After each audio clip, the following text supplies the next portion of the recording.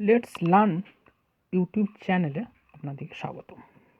আজকের এই ভিডিওর মাধ্যমে আমরা ইলেকট্রোস্ট্যাটিক্সের গাউসের উপপাদ্য এবং তার বিভিন্ন প্রয়োগ নিয়ে আলোচনা করব। চলো শুরু করা যাক। প্রথমেই আমাদের যেটা রয়েছে গাউসের উপপাদ্য, এবং গাউসের উপপাদ্য জানার আগে এর সঙ্গে রিলেটেড বেশ কিছু জিনিস আমাদেরকে প্রথম জেনে নিতে হবে। যেমন ক্ষেত্র ভেক্টর জিনিসটা কি।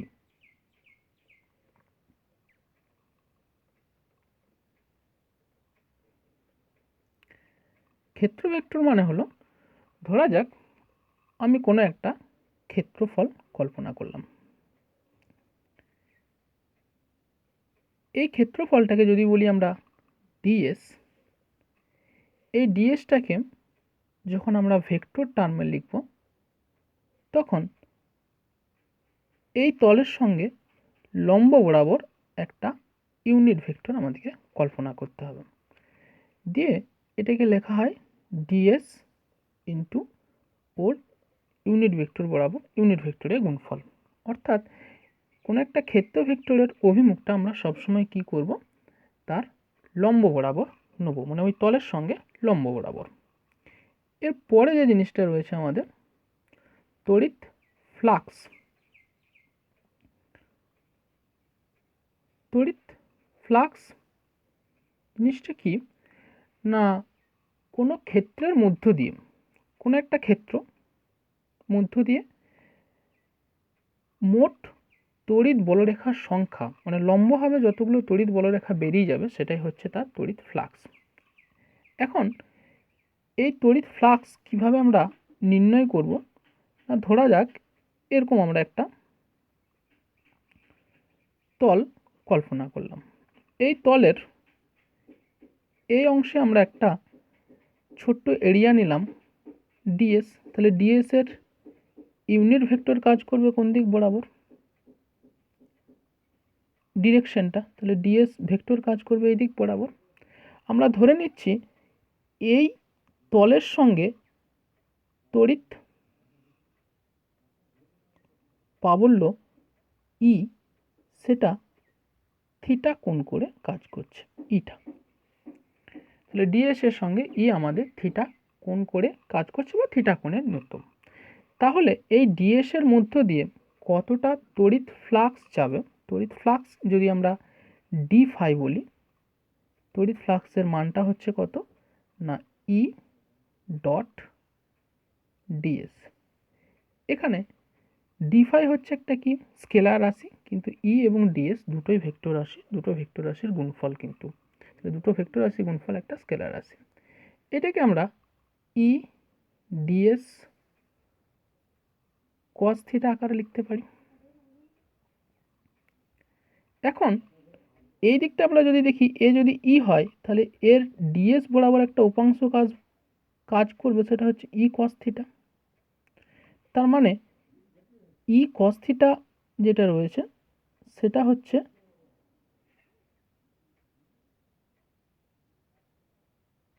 তড়িৎ ক্ষেত্র প্রাবল্য যেটা কাজ করছে ই এর কোন বরাবর অভিমুখ না লম্ব বরাবর, এই তলের সঙ্গে লম্ব বরাবর অভিমুখ। তাহলে এটাকে আমরা অনেক সময় ইএন দিয়ে ডিএস হিসাবেও লিখতে পারি, ইএন ডিএস। অর্থাৎ কোনো ক্ষুদ্র ক্ষেত্রের মধ্য দিয়ে অতিক্রান্ত মোট তড়িৎ ফ্লাক্স ওই ক্ষেত্রের ক্ষেত্রফল এবং লম্ব উপাংশ যেটা রয়েছে তড়িৎ ক্ষেত্র তার গুণফলের সঙ্গে সমান। আমরা যদি বের করতে চাই এই পুরো তলটার মধ্য দিয়ে কতটা তড়িৎ ক্ষেত্র কাজ করছে বা তড়িৎ ফ্লাক্স কাজ করছে, তখন সেটা বের করতে গেলে আমাদেরকে কি করতে হবে, ডি ফাইয়ের ইন্টিগ্রেশন করতে হবে। ডি ফাই ইন্টিগ্রেশন করলে পুরোটা পাবো ফাই, সেটা সমান সারফেস ইন্টিগ্রাল করতে হবে কোনটার, ই ডট ডিএস। এখানে সারফেস ইন্টিগ্রাল চিহ্ন দেওয়া হয় সারফেসের উপর ইন্টিগ্রেশন, কোনো কোনো জায়গাতে এরকমভাবেও লেখা হয়ে থাকে সারফেস ইন্টিগ্রালের জন্য, এটা ইএন ডিএস হিসাবেও লিখে যখন মান হিসেবে করা হয়। সারফেসে যেহেতু দুটো মাত্রা এক্স আর ওয়াই যদি ধরি দৈর্ঘ্য প্রস্থ দুরকমভাবেই পাবো। এরপরে আমরা যেটা আসবো মূল গাউসের উপপাদ্য।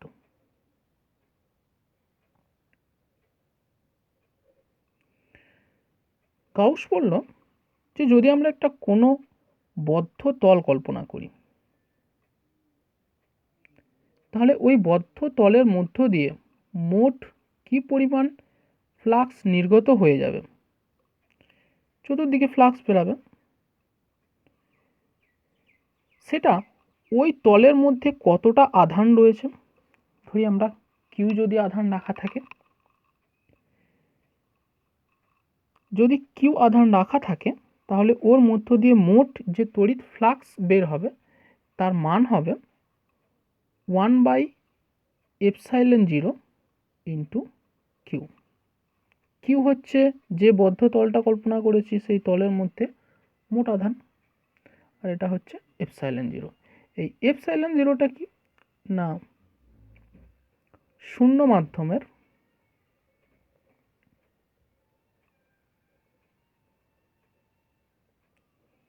তড়িৎ ভেদ্যতা। তাহলে গাউসের সূত্রটা যদি আমরা সহজ সরলভাবে বলি তাহলে এরকম হবে, কোনো বদ্ধ তলের মধ্য দিয়ে মোট তড়িৎ ফ্লাক্স বা তড়িৎ বলরেখার সংখ্যা ওই তলের অভ্যন্তরে অবস্থিত মোট আধানের 1/ε0 গুণ, যেখানে ε0টা হচ্ছে শূন্য মাধ্যমের তড়িৎ ভেদ্যতা।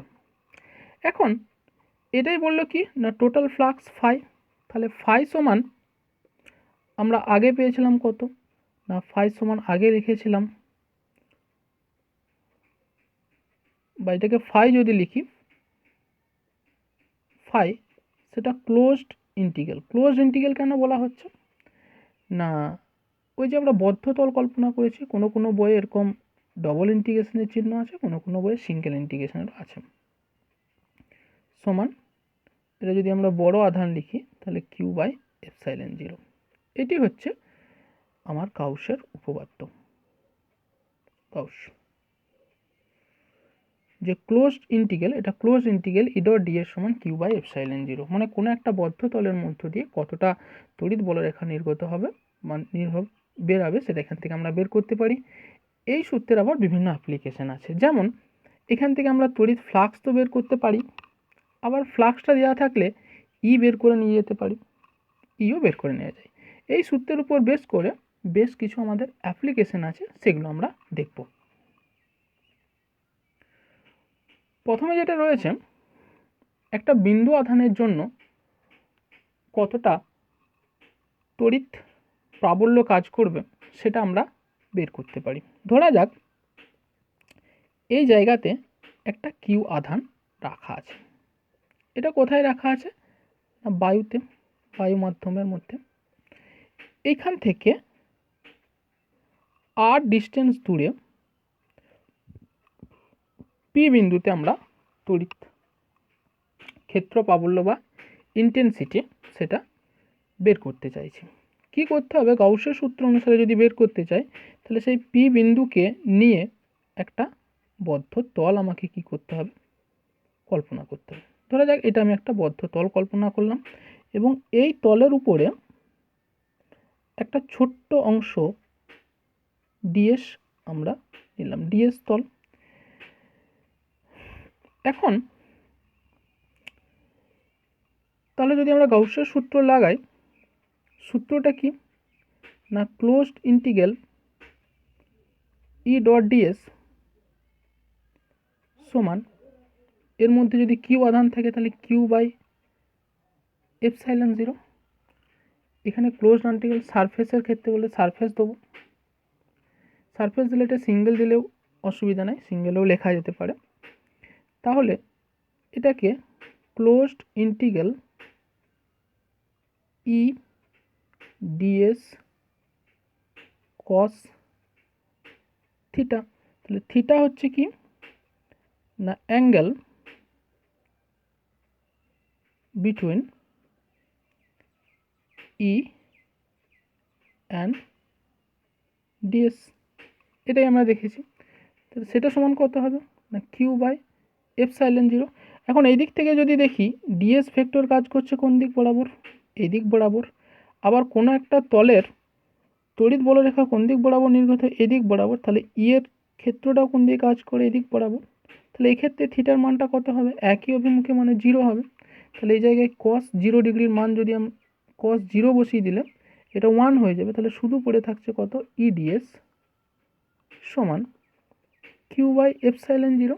ই একটা কনস্ট্যান্ট টার্ম বেরিয়ে গেল। শুধু সারফেসের ইন্টিগ্রাল করলে কত আসবে না, পুরো সারফেসটা যদি এটা আমরা আর দূরে নিয়েছি তাহলে 4πr² পুরোটা করলে এটা আসছে কত, কিউ বাই এপসাইলন জিরো। তাহলে এখান থেকে আমরা ই এর মানটা বের করে নিতে পারি, সেটা কত না কিউ বাই 4πε0 ইন্টু r²। এটা গেল কোন একটা বিন্দু আধানের জন্য ওই বিন্দু থেকে আর দূরত্বে কতটা তড়িৎ ক্ষেত্র প্রাবল্য কাজ করবে সেটা। এরপরে আমরা সুষমভাবে আহিত গোলীয় খোলকের জন্য তার থেকে বাইরের কোনো একটা বিন্দুতে, সেটাও পি বিন্দুই ধরছি, পি বিন্দুতে আমরা কি করব, সেটা আর ডিস্টেন্স দূরে তড়িৎ প্রাবল্যের মান বের করব। আমরা ধরে নিই এর ব্যাসার্ধটা হচ্ছে কত না আর, এর ও হচ্ছে গোলীয় খোলকের কেন্দ্র এবং এর সিগমা সমান হচ্ছে আধান ঘনত্ব, মানে তলমাত্রিক আধান যে ঘনত্ব রয়েছে সেটাকে আমরা বললাম সিগমা। তাহলে এর মধ্যে মোট কতটা চার্জ রয়েছে, তাহলে সেটা যদি আমরা কিউ ধরি তাহলে একক ক্ষেত্রফলে রয়েছে সিগমা পরিমাণ, এর ক্ষেত্রফলটা কত 4πr²। তাহলে 4πr² এর মধ্যে কতটা চার্জ রয়েছে সেটা কিউ সমান 4πr² ইন্টু সিগমা, এটি হচ্ছে মোট আধান। এখন পি বিন্দুতে যদি আমরা ক্ষেত্র প্রাবল্য বের করতে চাই তাহলে ও বিন্দুকে কেন্দ্র করে এই আর ব্যাসার্ধের একটা কি করতে হবে, আমাদের গাউসীয় তল কল্পনা করতে হবে। এই যে তলটা এরকমভাবে আমরা তল কল্পনা করতে পারি, এটা গাউসীয় তল। তাহলে গাউসীয় তল যদি কল্পনা করা হয় তাহলে তার মধ্য দিয়ে মোট কতটা তড়িৎ ফ্লাক্স যাবে সেই সূত্র যদি আমরা আবার আসি, তাহলে এখান থেকে closed integral E dot DS সমান কিউ বাই এপসাইলন জিরো, যদি এটা বায়ু মাধ্যমে থাকে তাহলে এটা হবে। এখন ই আর ডিএস হচ্ছে কি সেই একই রকমভাবে এই অংশের জন্য যদি আমরা ডিএস কল্পনা করি, এই দিক বরাবরই ই কাজ করবে, আবার এই দিক বরাবরই কি কাজ করছে ডিএস। তাহলে ই আর ডিএস এর মধ্যে অ্যাঙ্গেল কত, সেটা হচ্ছে 0 ডিগ্রি। তাহলে এরা একই অভিমুখে কাজ করছে, তাহলে এর জন্য এটাকে আমরা এরকমভাবে লিখতে পারি E DS cos 0 degree Q by epsilon zero. এখন ইটাকে বের করে দিলাম, শুধু পড়ে রইল কত ডিএস সমান Q by epsilon zero. Q এর মানটা আমরা বসিয়ে দিতে পারি 4πr² sigma by epsilon zero. তাহলে এখান থেকে ই পুরো সারফেসটা কত, এইটা যদি ডিএস হয় পুরো সারফেসটা হচ্ছে এখান থেকে আর ডিস্টেন্স দূরে অবস্থিত, তাহলে 4πr² সমান 4πr² into sigma by epsilon zero. এখান থেকে আমরা যদি শুধু ই এর মানটা বের করি 4π বাদ চলে যাবে, পড়ে থাকছে কত r² sigma by epsilon zero r²। এটি গেল বাইরের কোনো বিন্দুতে কতটা তড়িৎ ক্ষেত্র কাজ করবে। এবং এটাকে যদি আমরা অভিমুখ বরাবর দেখি তাহলে ভেক্টর আকারে দিলে এর ভেক্টর অভিমুখ কোন দিকে হবে না sigma r² epsilon zero r² অভিমুখ কোন দিক বরাবর না ও থেকে পি বরাবর, যেহেতু আমরা ভেক্টর দিয়ে দিয়েছি। তাহলে এটা যেটা পেলাম আমরা বহিস্থ কোনো বিন্দুতে, বহিস্থ কোনো বিন্দুতে যদি খোলকের পৃষ্ঠে বলে,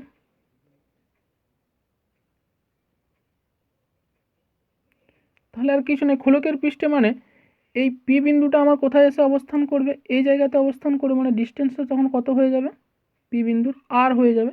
তাহলে সেক্ষেত্রে আমরা আর এর মানটা কার সঙ্গে সমান হবে, আর এর সঙ্গে সমান হবে।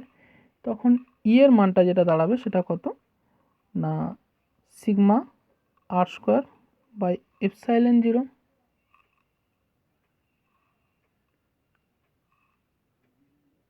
আর স্কোয়ার মানে সিগমা বাই এপসাইলন জিরো।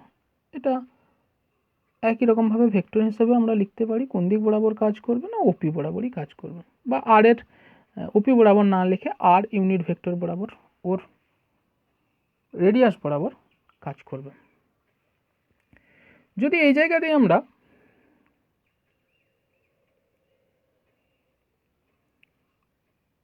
খোলকের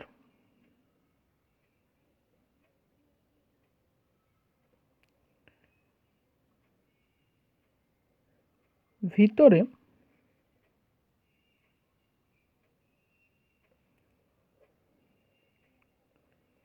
কোনো বিন্দুতে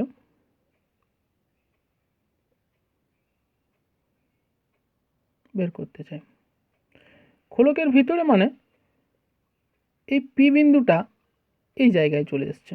আমি ছবিটা আঁকলাম, এটা আর ব্যাসার্ধের ছিল, আর পি বিন্দুটা আমি ভিতরে নিয়েছি, এখানে পি বিন্দু। তাহলে এখন পি বিন্দুকে কেন্দ্র করে যদি আমরা একটা গোলীয় তল কল্পনা করি তখন এটা হবে। যেহেতু এটা একটা সুষমভাবে আহিত গোলক, তাহলে এর আধানটা কোথায় আছে, বাইরে আছে। কিন্তু আমরা যদি ভিতরে তল কল্পনা করি তাহলে সেই ভিতরে তলের মধ্যে কোনোরূপ কোনো আধান নেই। তাহলে আধান না থাকার জন্য এর মধ্য দিয়ে কি হবে, এখানে আধান শূন্য রয়েছে। তাহলে সেক্ষেত্রে আমার সূত্রের যে রূপ ই ডট ডিএস এমনি তো হওয়া দরকার ছিল কিউ বাই এপসাইলন জিরো, কিন্তু এখানে কত হবে জিরো বাই এপসাইলন জিরো, কারণ এর ভিতরে তখন কোনো আধান নেই, এই তলটার মধ্যে সমস্ত আধান বাইরে রয়েছে। তাহলে ইডিএস সমান জিরো হয়ে যাবে। এখান থেকে ই ইন্টু 4 পাই আর স্কোয়ার সমান জিরো হয়ে যাবে। তাহলে ই সমান কত হয়ে যাবে, জিরো। অর্থাৎ একটা খোলকের অভ্যন্তরের কোনো বিন্দুতে তার যে ক্ষেত্র প্রাবল্য হয় সেটা কি শূন্য হয়ে থাকে। এখন আমরা যদি একটা গোলীয় খোলক কল্পনা করি, যেটা আগে বললাম আর ব্যাসার্ধের, এটা আমরা আর ধরেছিলাম। তাহলে এটা যদি আমরা একটা গ্রাফের সাহায্যে প্লট করি, তাহলে এই দিক বরাবর যদি আমরা গ্রাফের এরকম মূল বিন্দু নিই, এখানে যেটা এটা ও বিন্দু, এখান থেকে এর ডিস্টেন্সটা আর হবে, আবার এদিক থেকে এর ডিস্টেন্সটাও কি হবে, আর হবে ব্যাসার্ধ। আমরা দেখলাম যে যদি পৃষ্ঠে নিই, পৃষ্ঠের যে রাশিমালা ছিল সেখান থেকে পৃষ্ঠের রাশিমালাটা আমি একবার দেখিয়ে দিই। বাইরের বিন্দুতে যেটা ছিল আউটসাইডে, সেটার মান ছিল sigma r square by epsilon zero r square. দেখো এই টার্মটা ধ্রুবক, ব্যাসার্ধটা আর হচ্ছে এইটা। তাহলে আর যত বাড়বে এর মানটা কত হবে, কমতে থাকবে। কোথায় না পৃষ্ঠের বাইরে। যদি পৃষ্ঠের উপরে হতো, অন সারফেসে যদি হতো, তখন কত ছিল না সিগমা বাই এপসাইলন জিরো। এখানে আর এর সঙ্গে কোনোরূপভাবে ডিপেন্ড নয়, তাহলে পৃষ্ঠের উপরে তড়িৎ ক্ষেত্রটা কী ছিল, ধ্রুবক ছিল। আর একবারে ভিতরে কত ছিল, এটা আউট, এটা ওয়ান, এটা ইনে ছিল কি জিরো। তাহলে আমি যদি গ্রাফের সাহায্যে দেখাই, শূন্য থেকে আমরা আর পর্যন্ত গেলাম তখন কি ছিল, তড়িৎ ক্ষেত্র শূন্য ছিল, কিন্তু আরে কি ছিল, বেড়ে ম্যাক্সিমাম হয়েছিল। তারপরে আবার আস্তে আস্তে কি হচ্ছে, কমছে এই দিক বরাবর। আর এর মান বেশি ছিল কোথায়, পৃষ্ঠে। এই যে পৃষ্ঠের মান বেশি, পৃষ্ঠের থেকে যত উপর দিকে যাচ্ছি তত আর বাড়ছে, মানে বাইরের দিকে যাচ্ছি তত কি হচ্ছে, আউট, এর মানটা কমতে থাকছে। আর ভিতরে এলেও 0। তাহলে ঠিক এই দিক বরাবর যদি আমরা দেখি তাহলে এর ক্ষেত্রেও কি হবে না, লেখচিত্রটা এরকম মতো হতো। এটা হচ্ছে গোলীয় খোলকের জন্য আমরা যদি তার তড়িৎ ক্ষেত্র প্রাবল্যটা একটা লেখচিত্রের সাহায্যে প্রকাশ করি। সুষমভাবে আহিত ঋজু পরিবাহীর জন্য কোনো বিন্দুতে তড়িৎ প্রাবল্য। দীর্ঘ ঋজু পরিবাহী, ঋজু মানে হচ্ছে আমরা এরকম একটা সোজা পরিবাহী নিয়েছি, পরিবাহীটা অসীম দৈর্ঘ্যের, এর দুটো অংশ আমরা নিলাম, ধরা যাক এই অংশটা নিলাম এ বিন্দু আর এই অংশটা নিলাম বি বিন্দু। আমাকে বলেছে এই পরিবাহীর থেকে আর ডিস্টেন্স দূরে পি বিন্দুতে কতটা তড়িৎ ক্ষেত্র হবে সেটা বের করতে হবে। কি করতে হবে না, এটাকে যদি আমি আগের মতো এরকম তল কল্পনা করে নিই তাহলে সেটা কিন্তু বদ্ধতল হবে না। বদ্ধতল হবে না, কারণ তলটাকে কি হবে, বাইরের দিকে গেলে সেই তলটাকে কেটে আমাকে বেরাতে হবে, কিন্তু সেরকম কোনো তল এখানে পাওয়া যাচ্ছে না। এই জন্য কি করা হয়, একটা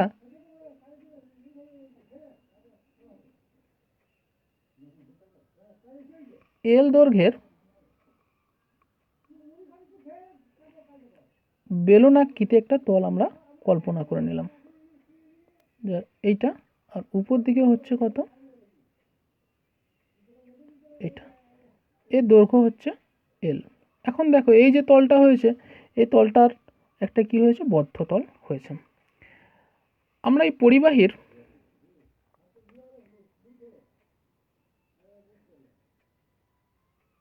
একক দৈর্ঘ্যে আধান সমান ধরলাম ল্যামডা। তাহলে এই যে বেলানাকার আমার তলটা ছিল, সেই তলটারতে মোট কতটা আধান, না এল দৈর্ঘ্য পাচ্ছে শুধুমাত্র, তাহলে এল দৈর্ঘ্যের জন্য এর মধ্যে কতটা আধান রয়েবে, না সেটা যদি বলি আমরা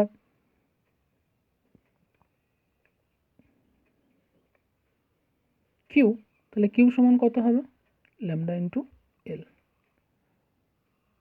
গাউসের সূত্র অনুসারে এই তলের মধ্য দিয়ে কতটা ফ্লাক্স নির্গত হবে সেটা বের করতে চাইলে আগের মতোই closed integral E dot DS সমান কিউ বাই এপসাইলন 0 করতে হবে। একই রকমভাবে এই ডিএস কোনো একটা নিলে ই আর ডিএস এর মধ্যবর্তী কোণ সে 0ই আসবে, তাহলে E DS cos 0 degree E by epsilon 0, এটা ক্লোজ ইন্টিগ্রাল সারফেসের উপর। এই সারফেসটা কত হবে, না পুরো সারফেসটা ক্ষেত্রফল মানে কি দৈর্ঘ্য ইন্টু প্রস্থ, তাহলে এর দৈর্ঘ্যটা কত 2 পাই আর প্রস্থটা কত এল, তাহলে ই আরেকবার লিখলাম ডিএস কিউ বাই এপসাইলন 0, তাহলে E into 2 pi R L Q by epsilon 0। তাহলে এখান থেকে ই এর মান যেটা পাওয়া গেল সেটা Q by 2 pi epsilon 0 R এল। এখন কিউ এর মানটা আগে কত ছিল, ল্যামডা এল, তাহলে মান যদি বসাই আমরা lambda L by 2 pi epsilon 0 R L, L L বাদ চলে যাবে, তাহলে পড়ে থাকছে কত, lambda by 2 pi epsilon 0 into R. আমরা যেহেতু 1/4 পাই এপসাইলন 0 আকারে লিখতে অভ্যস্ত, তাহলে এটাকে উপরে 2 দিয়ে গুণ করে দিলাম, এটা 1/4 পাই এপসাইলন 0 হলো, এটা পড়ে রইল কত, আর। এই অংশটাকেই যদি আমরা ভেক্টর ফর্মে লিখতে চাই তাহলে ই ভেক্টরের মান কত হবে, 2 lambda by 4 pi epsilon 0 R into R বরাবর হচ্ছে ইউনিট ভেক্টর। এই গেল একটা সুষমভাবে আহিত ঋজু পরিবাহীর জন্য কোনো বিন্দুতে কতটা প্রাবল্য কাজ করবে সেটা বের করা যাবে। সুষমভাবে আহিত অসীম বিস্তৃতির একটা সমতল পাতের জন্য কতটা ক্ষেত্র প্রাবল্য হবে সেটা আমরা বের করতে চাইছি। ধরা যাক এরকম একটা পাত রয়েছে, পাতের আধানের তলমাত্রিক ঘনত্ব হচ্ছে সিগমা। তলটির থেকে কোনো একটা দিকে আর দূরত্বে কোনো একটা বিন্দুতে আমরা কি করব, তড়িৎ ক্ষেত্র প্রাবল্য বের করতে চাইবো। এটা পি বিন্দুতে ক্ষেত্র প্রাবল্য। এখন এই ক্ষেত্রে আমাকে বদ্ধ তলটা কেমনভাবে নিতে হবে, একটা পিল বক্স আকারে নিতে হবে। পিল বক্স আকারের মানে এটাকে একটা